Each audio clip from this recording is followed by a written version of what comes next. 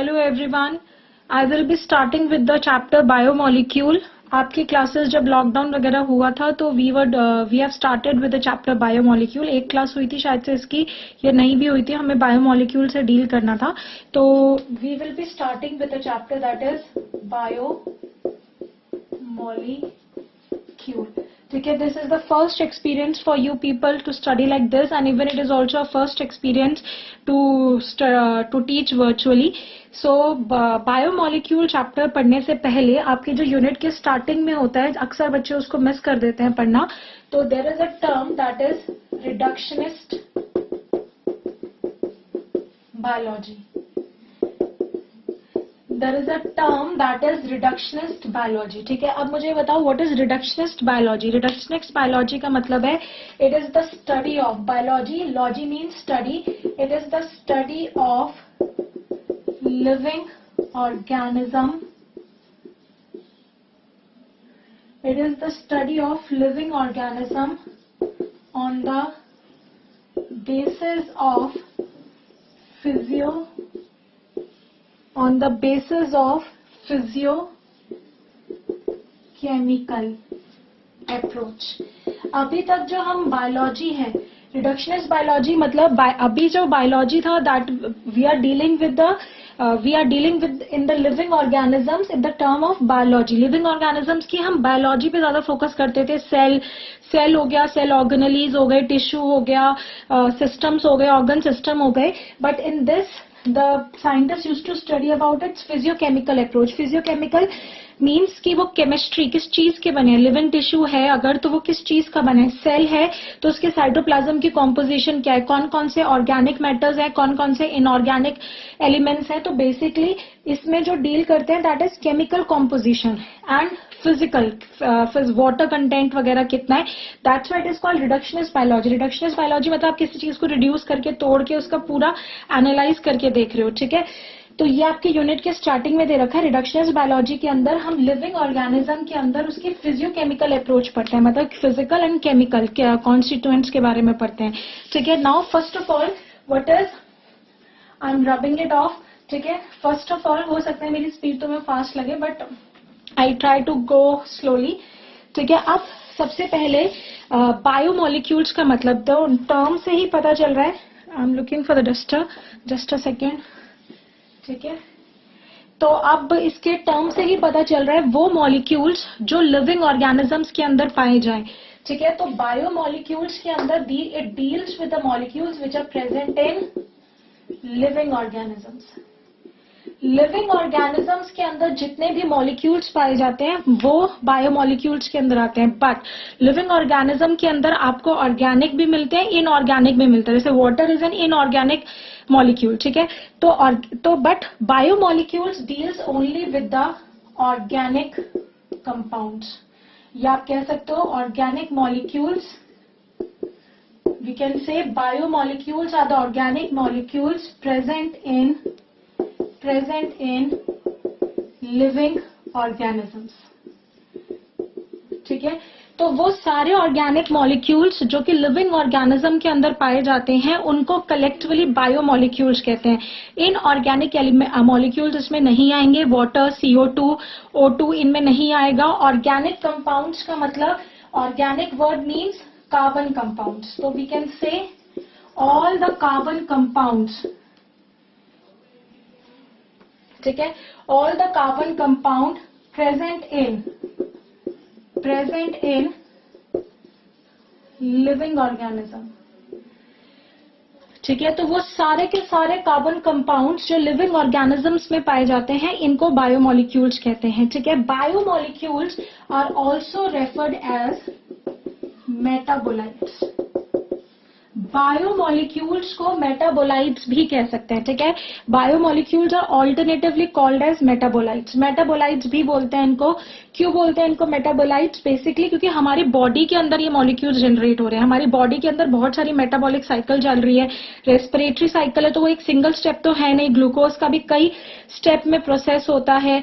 तो बहुत सारे लीवर के अंदर तो बहुत सारे जब साइकिल चलती है, जैसे ए से A डैश बना, ठीक है, A डैश से मान लो बी बना, बी से सी बना, सी से यहाँ पर डी बना, यहाँ पे कुछ ई बन गया। तो इस तरह से ये जितने भी बीच में कार्बन कंपाउंड बनेंगे इन सबको हम क्या बोलेंगे, मेटाबोलाइट्स। तो ये जितने भी बन रहे हैं बीच के अंदर ये मेटाबोलाइट्स है। तो मेटाबोलाइट्स भी एक तरह से नॉर्मली कार्बन कंटेनिंग कंपाउंड होते हैं, ठीक है। तो हम इनको बायोमोलिक्यूल्स को ऑल्टरनेटिवली मेटाबोलाइट्स भी कहते हैं, क्योंकि हमारी बॉडी के अंदर मेटाबॉलिक रिएक्शन से बनते हैं। And collection of the another term is collection of all these metabolites. ये शायद से बताओ तुम लोग, ठीक है। Collection of all metabolites oblique biomolecule. जितने भी बायोमोलिक्यूल्स हैं और मेटाबोलाइट्स हैं जो हमारी बॉडी में पाए जाते हैं, कलेक्टिवली दीज आर कॉल्ड मेटाब्लोम, ठीक है। तो आपकी बॉडी के अंदर जितने भी मेटाबोलाइट्स और जितने भी बायोमोलिक्यूल्स पाए जाएंगे इनको कलेक्टिवली हम क्या बोलेंगे, मेटाब्लोम बोलेंगे, ठीक है। चलो अब इसको मिटा देते हैं, ठीक है। तो फटाफट बताओ रिडक्शनस बायोलॉजी क्या है। रिडक्शनस बायोलॉजी में हम लिविंग ऑर्गेनिज्म के अंदर फिजियोकेमिकल अप्रोच पढ़ते हैं। फिजिकली कैसे कैसे क्या क्या चीजें प्रेजेंट है, केमिकली क्या क्या चीजें प्रेजेंट है। वो मॉलिक्यूल्स जो किसी भी लिविंग ऑर्गेनिज्म में पाए जाए, प्लांट, बैक्टीरिया, एनिमल, उनको बायोमोलिक्यूल्स कहते हैं। बायोमोलिक्यूल्स जो होते हैं वो कार्बन कंटेनिंग कंपाउंड होते हैं, ऑर्गेनिक कंपाउंड होते हैं, इसके अंदर वाटर नहीं आएगा, ठीक है। इनको अल्टरनेटिवली मेटाबोलाइट्स भी कहते हैं। नॉर्मली ये मेटाबॉलिक पाथवे में बनते हैं और इन सभी बायोमोलिक्यूल्स के कलेक्शन को हम लोग मेटाब्लोम कहते हैं, ठीक है। Now I am rubbing it of. अब मेटाबोलाइट्स की अगर हमने बात करी है तो ये तुम्हारे एनसीईआरटी में आगे दे रखा है, बट ये आपको पता ही होगा, दो तरह के मेटाबोलाइट्स होते हैं, ठीक है। टॉकिंग अबाउट मेटाबोलाइट्स, दो तरह के मेटाबोलाइट्स होते हैं, primary metabolites and secondary metabolites, ठीक है। दो तरह के मेटाबोलाइट्स होते हैं, प्राइमरी एंड सेकेंडरी। कोई बताएगा प्राइमरी का मतलब, प्राइमरी मेटाबोलाइट्स का मतलब? तो दो तरह के मेटाबोलाइट्स है, प्राइमरी एंड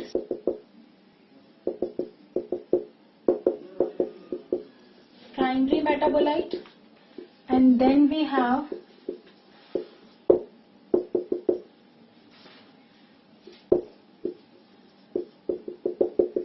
secondary metabolite, ठीक है। प्राइमरी मेटाबोलाइट्स जो होते हैं ये नॉर्मली जो होते हैं ये आपको एनिमल्स के अंदर पाए जाते हैं।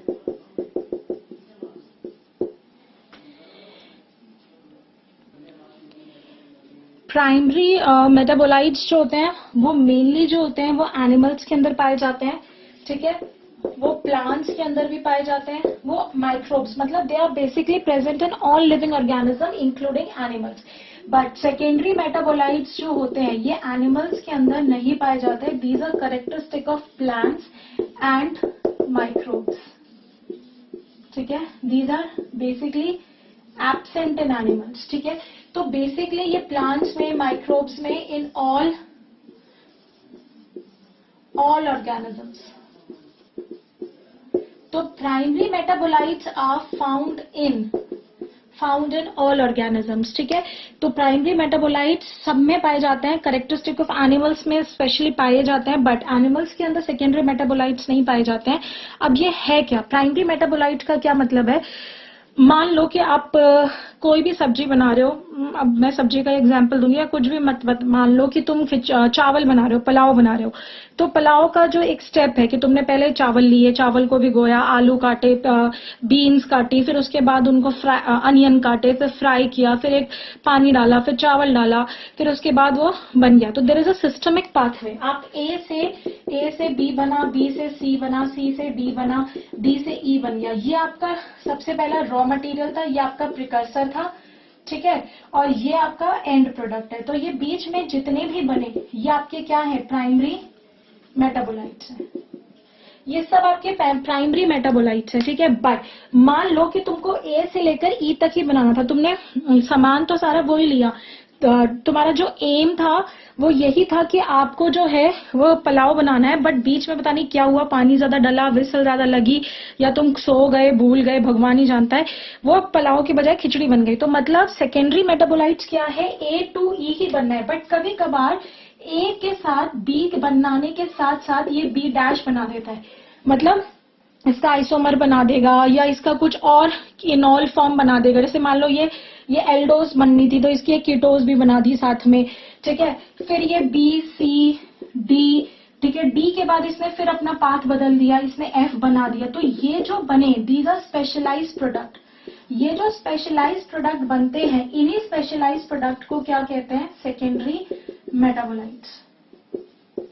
इन्हीं स्पेशलाइज्ड प्रोडक्ट्स को कहते हैं secondary metabolites. Secondary metabolites normally हमारे अंदर नहीं बनते हैं क्योंकि हमारा जो सिस्टम है वो इतना डेवलप हो चुका है कि आपको प्राइमरी, मतलब इन द केस अगर हमारे अंदर सेकेंडरी मेटाबोलाइट्स बनेंगे तो दैट इज सम कुछ प्रॉब्लम हो रही है, हमारी मेटाबॉलिक साइकिल अपने पाथवे से थोड़ा सा डाइवर्ट हो गया, उसको हम बोलेंगे कि शायद से कुछ प्रॉब्लम है या कुछ डिजीज कंडीशन है। हो सकता है डिजीज कंडीशन ना भी हो, बट प्लांट्स और माइक्रोब्स के अंदर एक कॉमन फिनोमिना है, जैसे कि ऑयल बन रहा है, ऑयल का उनके लिए कोई मतलब कोई यूज नहीं है। प्राइमरी मेटाबोलाइट्स के अपना एक पर्टिकुलर फंक्शन होता है, ठीक है, इनका अपना एक फंक्शन होता है, मतलब ये ई और ए भी प्राइमरी मेटाबोलाइट्स के अंदर इंक्लूड होंगे, फर्स्ट एंड लास्ट भी, इनका अपना एक पर्टिकुलर फंक्शन होता है, ठीक है। तो प्राइमरी मेटाबोलाइट्स का जो रोल है that is defined, but secondary metabolites का जो रोल है वो इस प्लांट और माइक्रोब जिसके अंदर ये बन रहे हैं उसके लिए इनका कोई रोल नहीं है।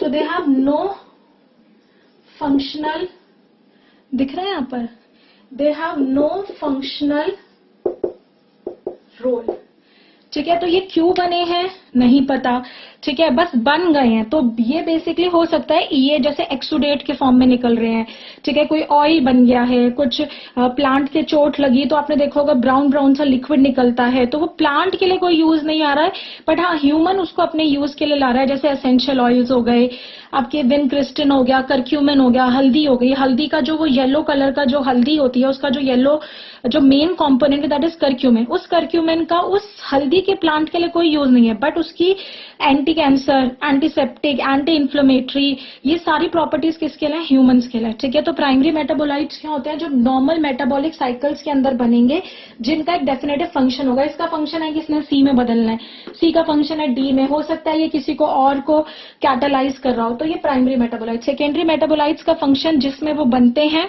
ये सिर्फ प्लांट्स और माइक्रोब्स में बनते हैं, जिसमें ये बनते हैं उनके लिए नहीं होता, बट हो सकता है कि ह्यूमंस के अंदर इनका जो है वो यूज हो। तो प्राइमरी मेटाबोलाइट्स के फंक्शन हम लोग, प्राइमरी मेटाबोलाइट्स के एग्जाम्पल हम लोग लिख सकते हैं, बता दो इसको।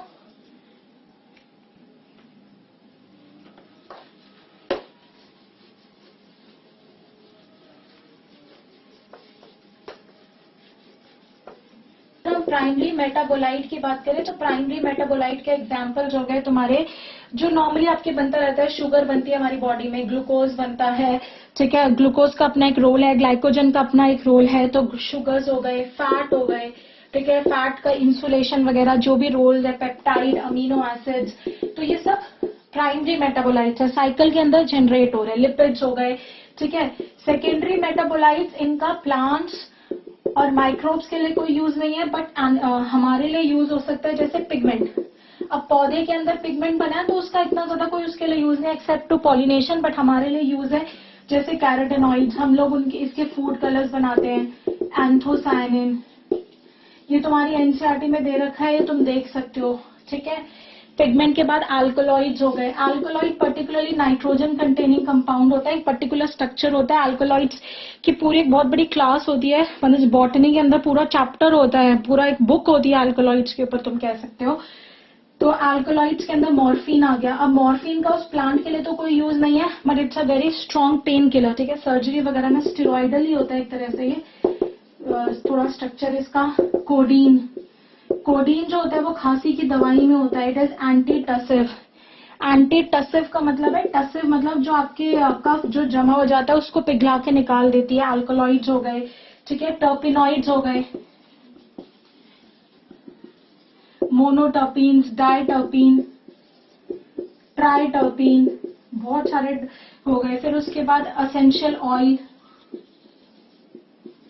असेंशियल ऑयल जैसे मतलब ये जितना भी तुम सौंफ लेते हो, जीरा लेते हो, इनके अंदर भी ऑयल होता है, इनके सीड्स के अंदर भी ऑयल होता है, तो उनके लिए कोई यूज नहीं है, पर हमारे लिए वो कम्युनेटिव है, परगेटिव है। कम्युनेटिव मतलब गैस को निकालेगा, परगेटिव पेट, बोवल मूवमेंट, पेट साफ रखेगा। तो उनके लिए, प्लांट के लिए क्या पेट साफ रखना और प्लांट के लिए क्या गैस निकालना, बट उसकी जो एसेंशियल ऑयल की जो वैल्यू है वो हमारे लिए। तो लेमन ग्रास ऑयल हो गया, यूकलिप्टस ऑयल हो गया, ठीक है, अस्थमा में बहुत यूज होता है। टॉक्सिन्स होते हैं कुछ, ये सब तुम्हारी एनसीईआरटी में दे रखा है, तुम आपसे देख सकते हो। एब्रिन, राइसिन्स, तो इन टॉक्सिन्स का इस्तेमाल हम फिशिंग में और अलग अलग चीजों में कर सकते हैं। ये प्राइमरी मेटाबोलाइट्स बता रही हूँ मैं, ये सब सेकेंडरी मेटाबोलाइट्स के एग्जाम्पल ही चल रहे हैं। लेक्टिन्स हो गया, ठीक है, ये सब सेकेंडरी मेटाबोलाइट्स के एग्जाम्पल है। और इसका एग्जाम्पल हो गया कोनावेलिन ए, ठीक है। देन 7th इज योर तुम्हारा ड्रग्स हो गए, ये एंटी कैंसर ड्रग्स हैं, vinblastine and vincristine, vinblastine and vincristine, ठीक है। ये पर्पल कलर का फ्लावर होता है, विंका रोजिया कहते हैं, बहुत सुंदर होता है, आम फ्लावर है, बहुत इजीली आपको अपने आसपास भी दिख जाएगा। इसकी एंटी कैंसर प्रॉपर्टीज होती है और ये मार्केटेड फॉर्मुलेशन है, ऐसा नहीं है कि बहुत सारी नॉर्मली होता है ना हल्दी एंटी कैंसर है, पर हल्दी के एज सच हल्दी एंटी कैंसर है, बट उसकी कोई कैप्सूल या टैबलेट फॉर्म नहीं आई है जो पेशेंट को दी जा रही हो, ठीक है, क्योंकि उसकी पोटेंसी बहुत कम है। मतलब एक होता है ना कि एंटी कैंसर प्रॉपर्टी होना, और एक होता है जिसको आप एक्चुअली पेशेंट में देख के रिजल्ट दे सको। बट विनक्रिस्टिन, विनब्लास्टिन को एक्चुअली पेशेंट्स में दिया जाता है, इनकी एक्चुअल में फॉर्मुलेशंस आती है, टैबलेट्स एंड टैबलेट्स आती है, ठीक है। उसके अलावा करक्यूमिन, करक्यूमिन मैंने तुम्हें बताया, टर्मरिक, हल्दी का जो है बहुत एक्टिव कंपोनेंट है, ठीक है। 8th is your polymeric substance.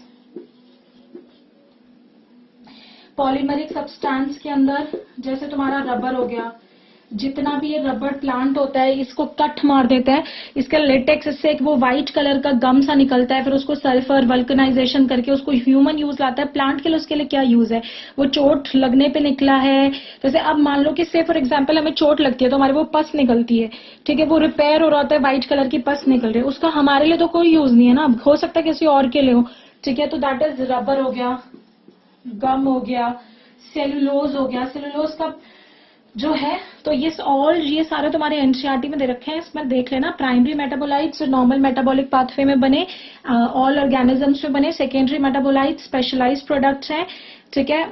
जब आपके वाइटल मेटाबॉलिक पाथवेज डाइवर्ट हो जाते हैं या बीच में कभी कभार बन जाते हैं, इनका जो they have no particular functional role in organism in which they are produce, but they could be important for use of human beings, ठीक है।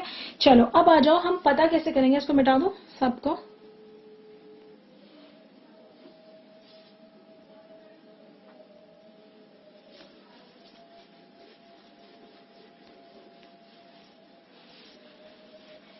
ठीक है, अब आ जाओ। नॉर्मली ऐसा देखा गया कि जो एलिमेंट्स हैं, पूरा यूनिवर्स, पूरा अर्थ, एलिमेंट्स तो कॉमन ही है ना जिनसे वो बने हुए हैं, जैसे कार्बन हो गया, हाइड्रोजन हो गया, ऑक्सीजन हो गया, जो आपके केमिस्ट्री की पीरियोडिक टेबल के अंदर कितने 118 या 118 जितने भी एलिमेंट्स हैं, तो पूरा जो अर्थ है, जो नेचुरल तो कम है खैर, तो जितने भी नेचुरल एलिमेंट्स हैं वो ही बेसिकली पाए जाते हैं, उन्हीं ने पूरा यूनिवर्स बनाया है। पूरा मतलब अर्थ के अंदर, चाहे वो अर्थ की कॉम्पोजिशन ले लो, लिविंग ऑर्गेनिज्म की कॉम्पोजिशन ले लो, प्लांट्स, माइक्रोब्स, तो पूरा हम कह सकते हैं कि बायोस्फीयर हमारा जो है पूरा उन्हीं एलिमेंट से बना है, ठीक है। तो अब जो है वो ही कॉमन एलिमेंट्स हैं, ठीक है, बस ये है कि कुछ अर्थ क्रस्ट कॉम्पोजिशन अलग है, ठीक है। And this is in living matter and this is in non living matter, ठीक है। अर्थ क्रस्ट में कौन सबसे ज्यादा पाया जाता है, लिविंग मैटर में। वैसे तो बहुत लंबी लिस्ट दे रखी है एनसीईआरटी में, बट मेनली याद रखो ऑक्सीजन जो है that is common to both. Oxygen जो है वो दोनों में कॉमन है, ठीक है। ऑक्सीजन की जो परसेंटेज है वो है अराउंड 50%, 46.6%, ठीक है, और यहाँ पर इट इज अराउंड 65%, ठीक है। तो लिविंग मैटर के अंदर भी सबसे ज्यादा जो है वो ये आपका ऑक्सीजन पाया जाता है। सेकंड नंबर पे यहाँ पे सिलिकॉन। अर्थ क्रस्ट का क्या मतलब है, अर्थ की जो ऊपरी परत है, अर्थ की ऊपरी परत मतलब मिट्टी को अगर अर्थ खोदोगे, अगर आप अर्थ खोदोगे तो आपको सबसे पहले क्या निकलेगा? मिट्टी। मिट्टी मतलब सिलिका। सिलिका मतलब योर SiO2 रेशियो क्या है? 1:2। जब रेशियो 1:2 है तो अगर सिलिकॉन जो होगी वो आपकी अराउंड हो गई 26% के आसपास, ठीक है। तो ये जो होती है ये आपकी 26 मतलब जो एनसीईआरटी देती है 27, 25 मान लो, 25 का डबल कितना होता है? 50, ठीक है। तो ये आपके सेकंड नंबर पर आ गई। थर्ड नंबर पर आ गया कैल्शियम,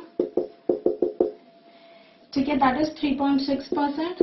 ज्यादा याद रखने की जरूरत है, बहुत लॉन्ग टेबल है, एनसीईआरटी से रेफर कर लेना तुम लोग। और अगर हम लिविंग इसमें बात करें तो सबसे पहले ऑक्सीजन है। ऑक्सीजन के बाद कोई गैस? दूसरे नंबर पे सबसे हाई कौन होगा?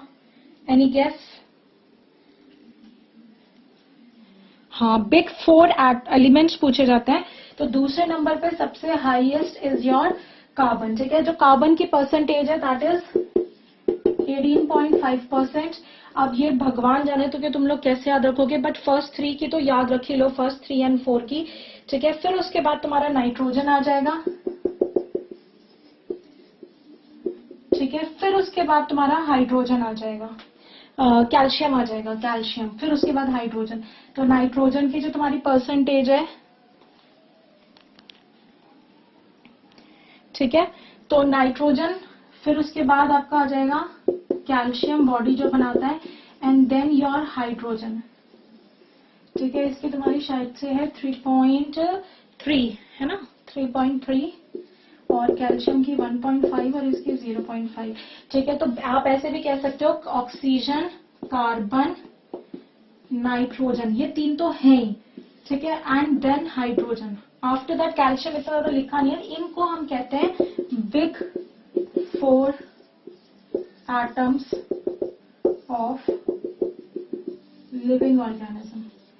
Big 4 atoms of living organism. तो बेसिकली हमारी जो पूरी बॉडी है, कोई भी लिविंग ऑर्गेनिज्म की जो बॉडी है वो बनी है इन 4 चीजों से, ठीक है। तो अर्थ क्रस्ट में बहुत ज्यादा याद रखने की जरूरत नहीं है, मेन याद रखो ऑक्सीजन, सिलिकॉन एंड कैल्शियम, और उसमें भी यही 3 है, ऑक्सीजन, कार्बन बस आ जाएगा अलग से, नाइट्रोजन, कैल्शियम। तो इन चारों को, ये तीनों तो मोस्ट अबंडेंट है, एंड इसको इंक्लूड करके, हाइड्रोजन को इंक्लूड करके, these are called big 4, big 4 of living organism, big 4 of human, जो भी कह लो, ठीक है। मैं इसको मिटा रही हूँ, जो भी कह लो।